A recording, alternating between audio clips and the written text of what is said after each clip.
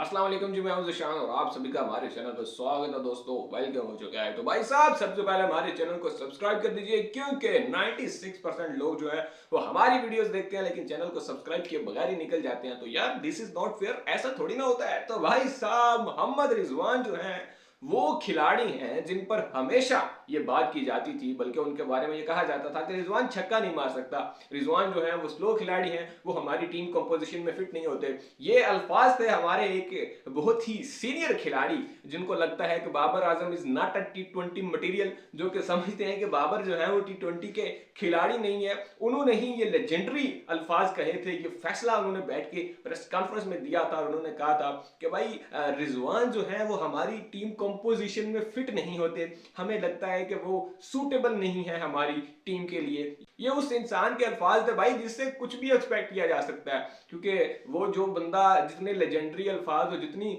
Legendary किस्म के opinion जो है वो क्रिकेट पर दे चुका है, अब तो उससे कुछ भी एक्सपेक्टेड है। हम कह सकते हैं कि भाई हाँ, ये बंदा तो कुछ भी कह सकता है। तो बात ये है कि वो रिजवान जो कभी टीम कंपोजिशन में फिट नहीं होता था, आज वही रिजवान चौथी मर्तबा लगातार, चौथी मर्तबा अपनी टीम को फाइनल में लेकर जा चुका है। और उसकी टीम, मतलब जिस टीम में रिजवान है, वो टीम आज पांचवी मर्तबा फाइनल खेलने वाली है लगातार। क्योंकि 20 का जो पीएसएल था वो कराची किंग का हिस्सा थे।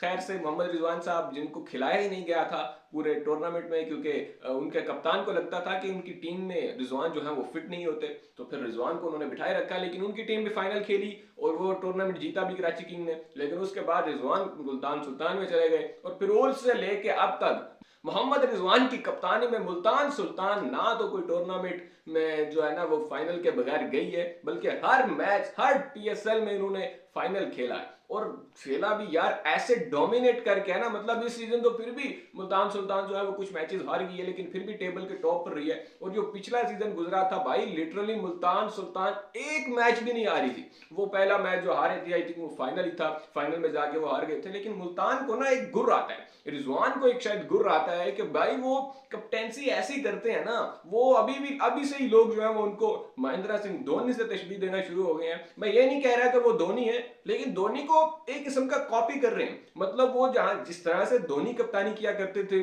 जिस तरह से वो चीजों को कामली और तरीके से हैंडल किया करते थे, बिल्कुल वही चीजें हमें रिजवान में भी दिखाई दे रही हैं। और फिर जिस तरह से रिजवान टीम को लीड कर रहे हैं ना, मतलब जो उनके पास यार अवेलेबल रिसोर्सेज आप खुद ही देख लो। जिस तरह से बाकी टीम, अगर ऑन पेपर आप देखो कि बाकी टीम की बॉलिंग कैसी है, बाकी टीम्स के पास किस तरह के खतरनाक किस्म के बॉलर हैं। इस्लामाबाद के पास शाह ब्रदर्स हैं, भाई नसीम शाह है, रुमान रईस है, फ़हीम अशरफ, शदाब खान, इमाद हुसैन, मतलब लिटरली एक बहुत बड़ी बॉलिंग लाइनअप है। लाहौर कलंदर के पास देखो तो पाकिस्तान की बेस्ट बॉलिंग लाइनअप उनके पास है। तो इस तरह की बॉलिंग लाइनअप होते हुए जब एक अगर मुल्तान सुल्तान पर ध्यान दो तो वो मोहम्मद अली, जिसको कभी T20 क्रिकेट खेलते हुए नहीं देखा, अब्बास अफरीदी एक थोड़ा T20 स्पेशलिस्ट है, लेकिन उसमें भी पेस पे सवाल आते हैं और वो भी कुछ आउट ऑफ फॉर्म ही चलता रहता है बॉय। शाहनवाज दहानी था इनका, और वो बॉय पता नहीं कौन से अलग ही नशों में लग रहा है आजकल। वो एहसानुल्लाह खान था, वो इंजर हो गया। तो एक जो बॉलर इनके पास थे वो वही थे जो कहीं इधर से पकड़े उधर से पकड़े, पकड़ पकड़ के इन्होंने वो आधे तितर आधे बटेर को रिजवान ने ऐसा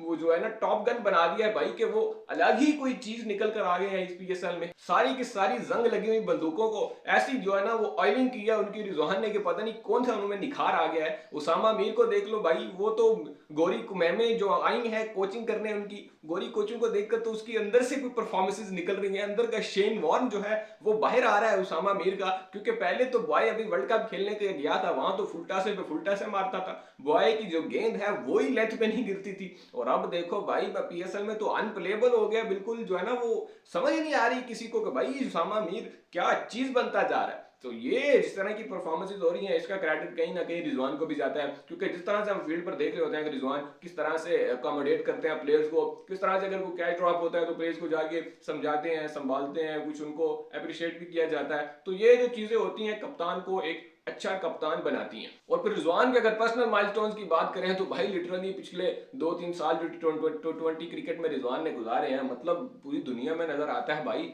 हाईएस्ट रन स्कोरर भी रहे हैं रिजवान T20 में। और फिर अभी पिछला साल जो था वो आई थिंक स्काई थे जो हाईएस्ट रन स्कोरर जो थे, उसके नीचे रिजवान का नाम था। तो रिजवान की खुद परफॉर्मेंसेज बहुत ज्यादा है, और फिर जो जो कप्तान खुद परफॉर्म करता है तो उसके डिसीजन तो ऑलरेडी फिर वेल सेटल्ड होते हैं। रिजवान जिस तरह से अपनी फैसिलिटीज को यूटिलाइज करते हैं, मतलब यूटिलाइज एनालाइज करते हैं चीजों को, और वो बहुत आला है यार। अभी कल की मैच में खुशदिल शाह को ओवर करवाने के लिए ले आए, कभी इफ्तिखार से ओवर करवा लिए, कभी किसी बॉलर को यूज किया, कभी किसी को। तो ये चीज जो है रिजवान में बहुत ही आला है। तो वो रिजवान जो कभी किसी कंपोजिशन में, टीम की कंपोजिशन में फिट नहीं बैठते थे, आज वही रिजवान जो है वो एक टीम के कैप्टन है, और उनकी कप्तानी में टीम लगातार चौथी मरतबा फाइनल खेलने के लिए फाइनल में पहुंच चुकी है।